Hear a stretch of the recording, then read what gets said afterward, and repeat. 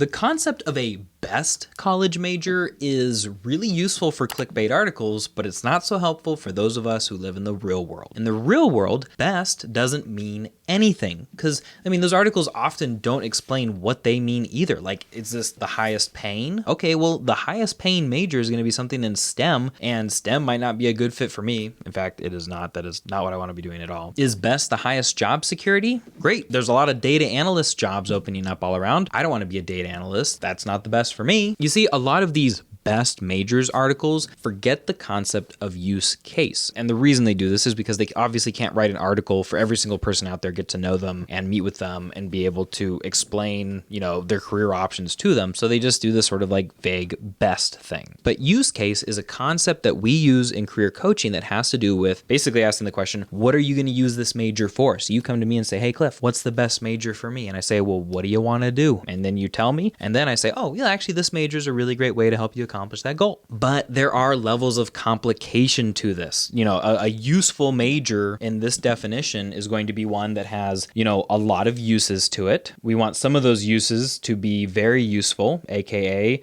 bring us satisfaction, bring us some money, bring us job security, make a difference in the world, all this kind of stuff. But we also have to remember that not every major is a good fit for every person out there. And so for certain people, even though a major might be very useful in many other ways, it's not useful for that person. If you stuck me in a chemistry major program, that would not be useful to me because I would quit because I would hate it so much. It would be very, very unuseful. But somebody who wants to go into med school, yeah, that would be super useful. So when we talk about most useful in this video, we're going to be looking at each major as sort of like a cube here, something with the most uses that are the most useful by the most people. And the majors whose cubes are bigger are going to rank higher on the list. And even though I'm not very good at chemistry, can't fault me for my geometry skills because I did know that that was called a cube and that it is in 3 dimensions.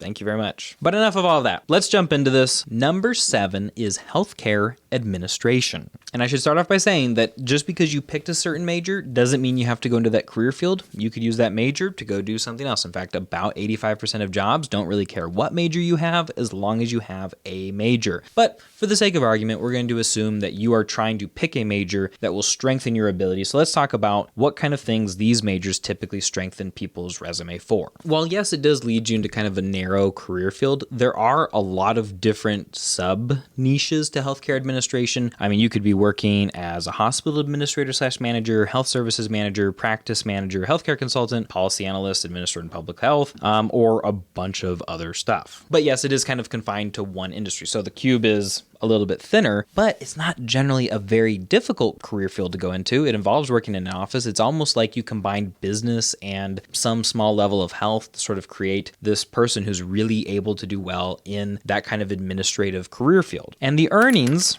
are pretty high. Not only is the field slated to grow by about 29% between 2023 and 2033, but median salaries tend to be on the high side. I've seen people on different websites say like 80,000 all the way up to 110,000. So yeah, healthcare administration, go learn about the business side of healthcare, help people get better, and make some serious cash. Useful. At number 6, we have data analytics. And again, we have sort of a narrowish career field, though you can work in a lot of different industries. The last one, you could really only work in the medical industry, but data analysts can work in the medical industry. You could work in government. You could work in any kind of business you want, basically, because everybody needs data analysts. We are living in the era of information and in the era of big data. And you know what business leaders are good at? Not looking through a bunch of data to try to find granular trends to be able to make important decisions. That's where data analysts come in. They do a little bit of coding, they understand how business works, they do some communication through presentations to try to help people understand the data, they'll put together reports, or they'll create programs that run reports, a lot of different things,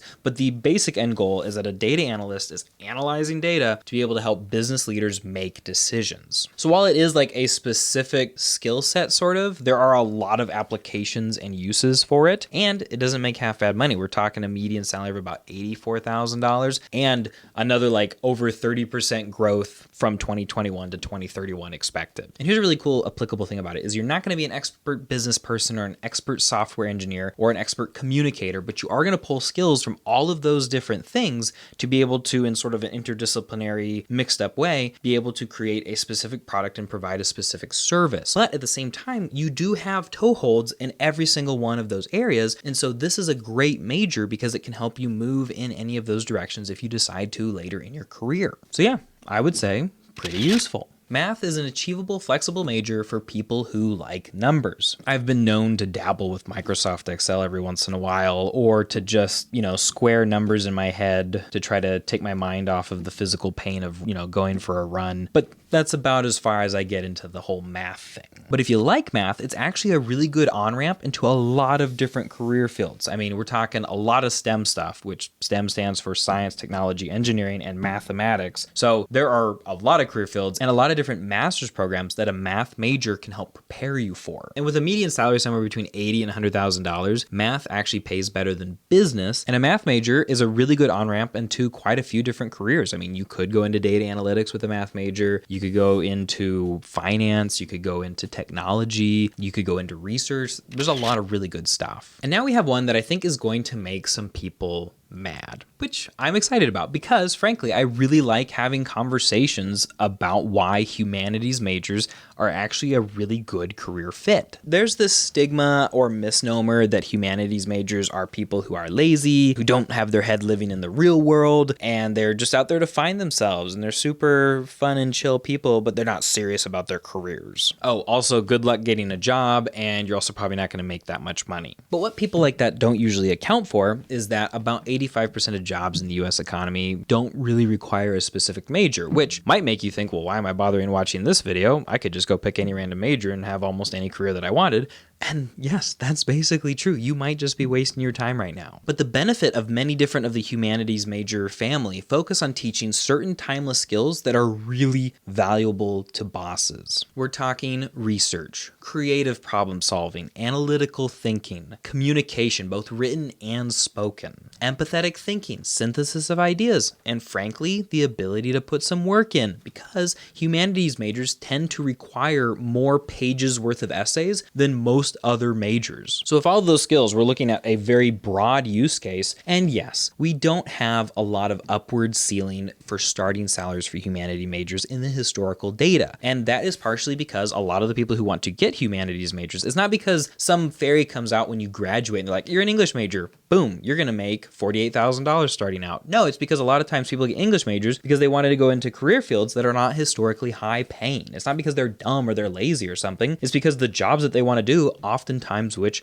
are vital to society, like being a teacher, don't pay as much. But here's a dirty little secret. The times they are changing. According to a survey from NACE, this 2024 starting salary projections for humanities majors are up 29% from the year before. And the starting salary projection is only about $9,000 less than the highest, which is engineering. That's a $9,000 difference. That's pretty incredible. The other dirty little secret is that historically, while yes, humanities majors like English, history, philosophy, communication, these kinds of ones usually do have lower starting salaries than STEM or business majors, that gap tends to get thinner over time. Part of that's because some career fields just have less salary wiggle room as time goes on, and so what you started is going to be closer to what you finish with. Part of it's that humanities majors and the skills that they've demonstrated are very career flexible and allow them to move around and do other things. And then finally, part of it's probably that somewhere in, a humanities major's 30s, they have a little bit of a thought process where they're like, you know what, I don't like getting paid as little as I'm getting paid. I'm going to move laterally into something else using all of my soft skills and my critical thinking and everything else that I've demonstrated and that I've learned and practiced. And let's see if I can go,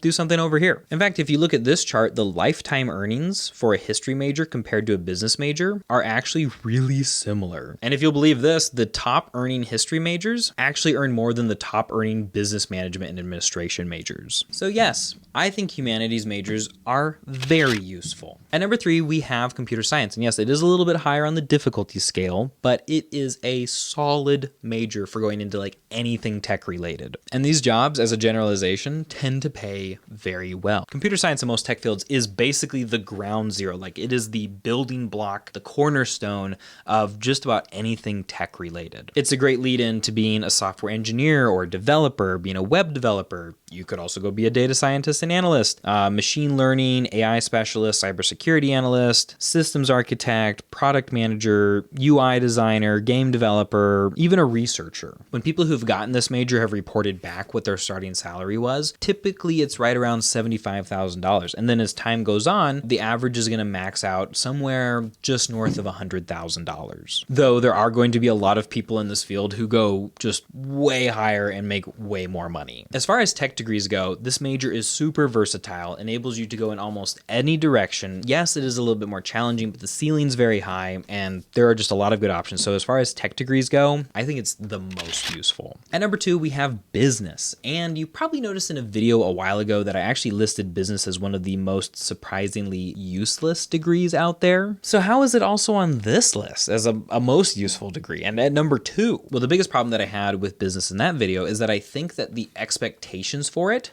are way higher than the sort of average results. It doesn't pay as well as STEM, and the market is pretty oversaturated with business majors because it is the most popular major out there. But even though a business major is probably less useful than you think, if you use it strategically, it can still be very useful. And that's because it is a lead-in to so many different career fields. Now, you're not going to be an expert in supply chain or project management or finance or economics or what have you, but in a business major, you are going to learn a little bit about a lot. And it's just the best pathway to an MBA or a master's in business administration, which is basically the gold standard for business degrees. The median salary is only going to be about $71,000 a year, which is not great, but the use cases are super limitless. And it's also one of the easiest majors out there. Seriously, like a study actually showed that business majors wrote fewer pages worth of essays than any other major on campus. And you probably see where we're going. It tends to be that the most useful degree is the one that opens up the most uses for its users. And in this case, I think business is so useful because yes, it does have a wide variety of uses, but it's also really easy to finish. And we talk about college hacking on this channel a lot, which is basically just using third-party courses to replace college courses so you can graduate quickly and inexpensively and build a career that you love. People graduating for under $3,000 through the information we share on this channel, or graduating in under a year, doing crazy stuff like that.